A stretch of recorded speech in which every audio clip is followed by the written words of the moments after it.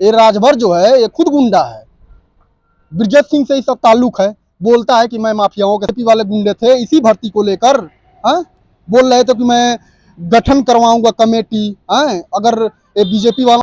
स्वागत है आपका बीएन न्यूज में। इस वक्त हम मौजूद हैं मऊ में, और मऊ में देख सकते हैं कि युवा कहीं ना कहीं अपना दिल में दर्द लिए हुए भटक रहे हैं। और चुनाव आ चुका है, चुनावी रण शुरू हो चुकी है। और कहीं ना कहीं चुनावी रण में सभी प्रत्याशी, बीएसपी को देख लिया जाए, समाजवादी पार्टी को देख लिया जाए, सुहलदेव भारतीय समाज पार्टी को देख लिया जाए, कहीं ना कहीं बीजेपी को देख लिया जाए, और वहीं कुछ निर्दल प्रत्याशी भी हैं अपने एक से एक दावा कर रहे हैं। और बेरोजगारी पर कोई नहीं बोलता है। अगर बेरोजगारी पर सवाल पूछा जाए तो लोग मीडिया पर भड़क जाते हैं। और भैया है, हम जानेंगे बेरोजगारी पर। एक दिनेश लाल यादव का वीडियो वायरल होता है कि बेरोजगारी कहाँ है। आप बच्चा मत पैदा करिए, रोजगार आप लोगों को रोजगार मिलेगा। भैया आपका हमारे चैनल में बहुत बहुत स्वागत है। जी स्वागत है। तो देखा जाए कि रोजगार जी रोजगार सभी पार्टी अपने कहीं ना कहीं दावा करते हैं कि हम जीत जाएंगे तो ये रोजगार देंगे, हम जीत जाएंगे तो वो रोजगार देंगे। और जीतने के बाद सभी मसला हवाई हो जाता है। इस पर क्या कहेंगे आप?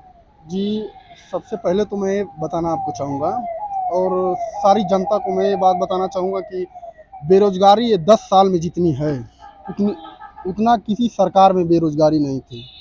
मेन और पॉइंट ये है कि अभी उत्तर प्रदेश यूपीपी का फॉर्म भरा गया था, 50 लाख गया था उत्तर प्रदेश में, 50 लाख गया था। इस सरकार में बेरोजगारी क्यों नहीं हो? पेपर लीक हो जा रहा है, सारे पेपर लीक हो जा रहे हैं, तो बेरोजगारी तो रहेगी। जब रोजगार मिलेगा, कोई रोजगार सरकार रोजगार देगी, भर्ती कराएगी, तो जाहिर सी बात है बेरोजगारी कम होगी। अभी इसी सरकार में 2023 का आईपीएस का बैच आया था, उसमें बहुत ज्यादा बच्चे हुए। आप कह रहे हैं कि रोजगार नहीं है, बेरोजगार हैं। अरे मतलब एक दो अगर ऐसी भर्ती हो जाए, वो तो छोटी मोटी भर्ती है। ज्यादा तकबा जो ज्यादा है युवाओं का, वो फोर्स में है। यूपीपी हो गई, पुलिस की, एसएससी जीडी हो गया, आर्मी का हो गया, तो सबसे ज्यादा इन पे होता है। मेन बात है कि टीचर की भर्ती अभी 10 साल से एक भी भर्ती नहीं कराए हैं, सारे लोग आंदोलन कर रहे हैं। उसमें भी वो 68,000 की भर्ती में घोटाला किए हैं इसी सरकार में। आपकी भर्ती पे एक हमारा बहुत अच्छा सवाल है कि जो भर्ती 69,000 आई थी, जी जी, उस पर लोग बैठे थे तो ओम प्रकाश राजभर का बयान था जी। कि वो लोग गुंडा हैं सपा के।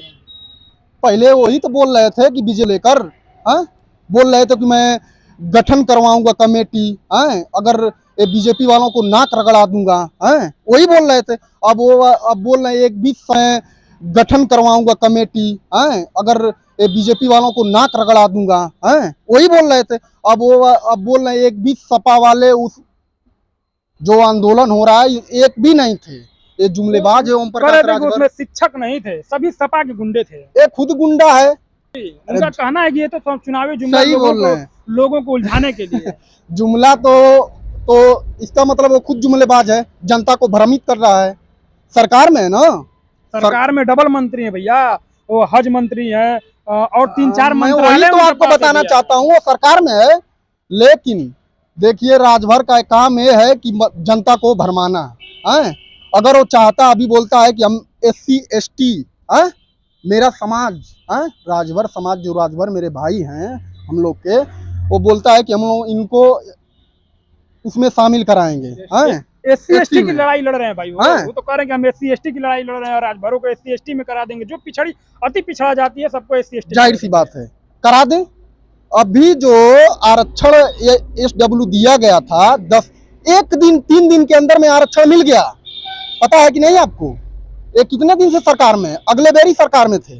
अगर भाजपा चाहती, राजभर चाहते, राजभर को तो जुमला दे दिया गया, अगर भाजपा चाहती तो 3 दिन के अंदर में विधानसभा में पास करे, संसद में पास करे, उसके बाद सीधे राज्यसभा में। 3 दिन के अंदर में आरक्षण उन लोगों को मिल गया। इनको क्यों नहीं मिल रहा है? बस वोट लेने के लिए। राजभर बोलते हैं कि हम एक बाप की अगर औलाद होंगे, तो जोगी मोदी को यहाँ से भगा देंगे, बोले थे कि नहीं?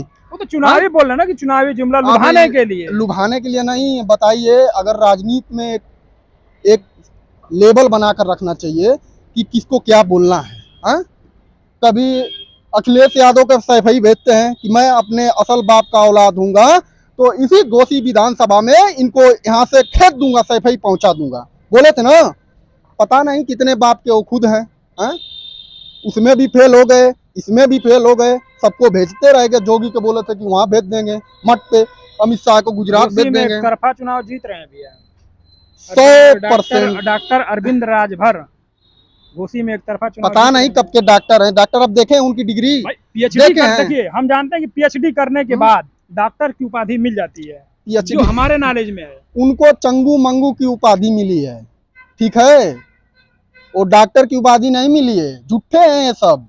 हमारे राजभर भाइयों को ये सिर्फ भरमाते हैं, भुलवाते हैं, लोभन देते हैं, प्रलोभन देते हैं। आप भी राजभर समाज से आते हैं? मैं यादव हूँ, लेकिन इसमें समाज वाली बात नहीं है। देखिए, हम चाहते हैं सारा समाज एक हो, जो पहले था। सरकार कोई भी हो, मैं बीजेपी को मैं एक तरफा ये नहीं बोल रहा हूँ कि मतलब ये उत्थु है, लेकिन मैं ये चाहता हूँ कि पहले था, हम लोग जब छोटे थे तो हम लोग देखते थे सारे लोग सबके यहाँ बैठते थे। अब क्या हो गया है, पहले बीजेपी 2014 में आई, हिंदू मुस्लिम कर 15 लाख हर आदमी के खाते में देने के लिए बोली थी ना। अब बोल रहा है अमित शाह की ये जुमलेबाज, ये जुमला था। अब क्या क्या हिंदू मुस्लिम से अब जाति जाति में लड़ाने लगे।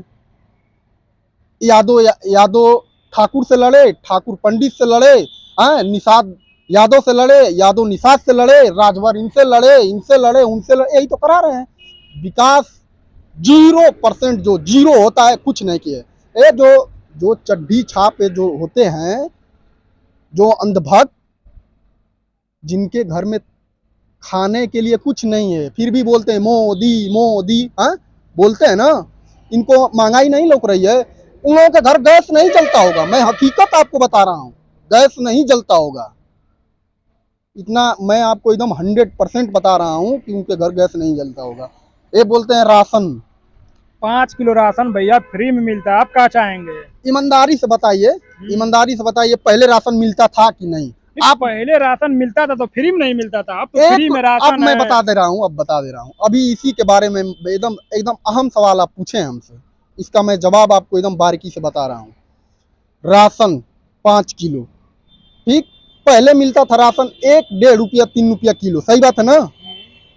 मट्टी का तेल मिलता था, चीनी मिलता था, अब 2 चीज मिलता है, चावल और गेहूं, ठीक। अब देखिए बजड़ा भी मिलता है भैया। अरे बजड़ा बजड़ा बजड़ा तो के बजड़ा कितना चाहिए, चला हम दे बजड़ा, सुना हम बताओ थे तो के कि भैया जौन राशन कह ना, राशन कह तो राशन मिला था। डाई आपको पता है कितना हुआ है? डाई 1200-1400 रुपया बोरी। यूरिया आपका हो गया है कितना, 400 रुपया बोरी।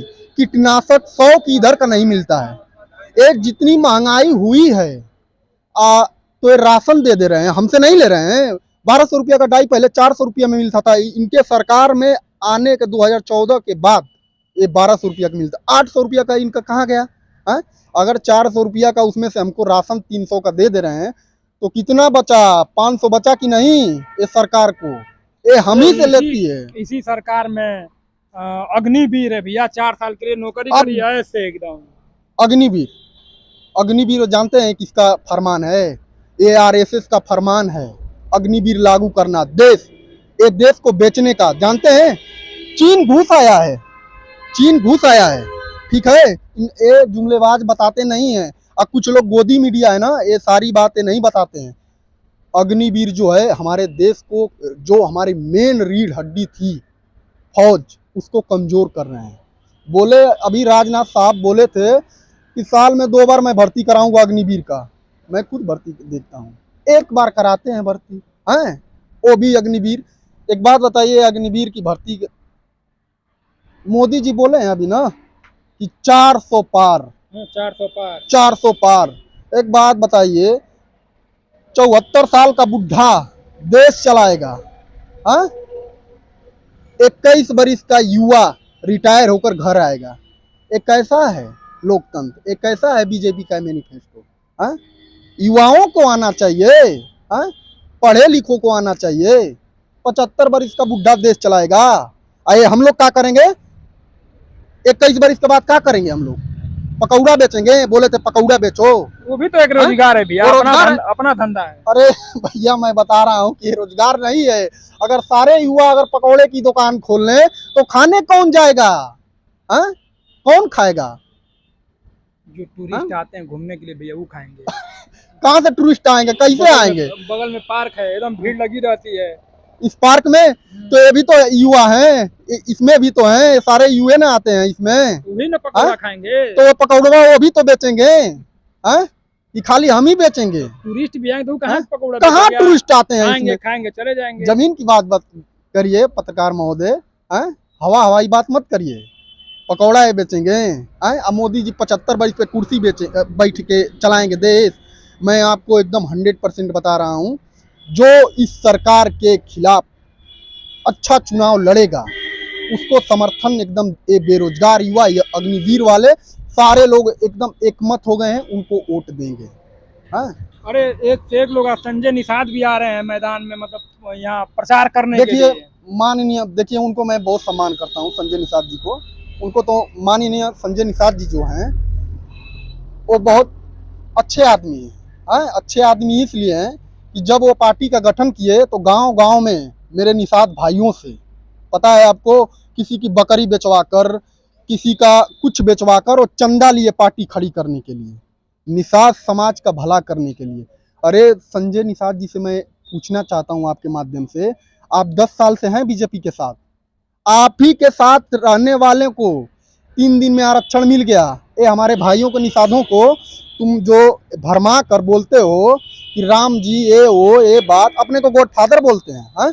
हमारे भाइयों को भरमा लिए हैं। लेकिन इस बार उनका सारी करतूत मेरे निषाद भाई जान गए हैं। एक बात बताइए, समाज की लड़ाई लड़ते हैं, अभी 16 टिकट पाए थे, एक निषाद को टिकट दिए तो अभी अपने बच्चे को कई गो दिए थे निषाद को? कई गो दिए थे? अभी इसी लोकसभा में एक को टिकट मिला है उनके पार्टी से? एक नहीं मिला है।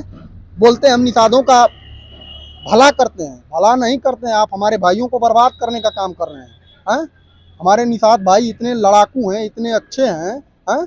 लेकिन मानिए हम लोग, वो लोग जानते थे कि आरक्षण मिल जाएगा, एससी में चले जाए तो अच्छा होगा। लेकिन वो भी अब समझ गए हैं कि ये क्या कर रहे हैं, भरमा रहे हैं।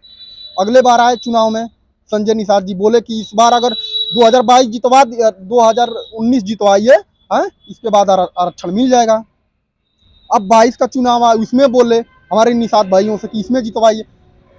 2-3 बार चुनाव जीत गए। एक निषाद भाई को टिकट नहीं दिए, एक आरक्षण नहीं दिलवा पाए, हिम्मत नहीं है उनको कि बोले। चलते चलते लास्ट सवाल हम पूछेंगे। राजू राय एक जी, डॉक्टर अरविंद राजवर्धु जी, एक, आ गए बालकृष्ण चौहान जी, जी, जी। 3, एक निर्दल प्रत्याशी है पवन चौहान जी। इस चारों नेता में से अगर हम चाहेंगे कि इस 4 नेता जो मैदान में आ चुके हैं, सबसे अच्छा नेता 100 नंबर किसको आप देंगे?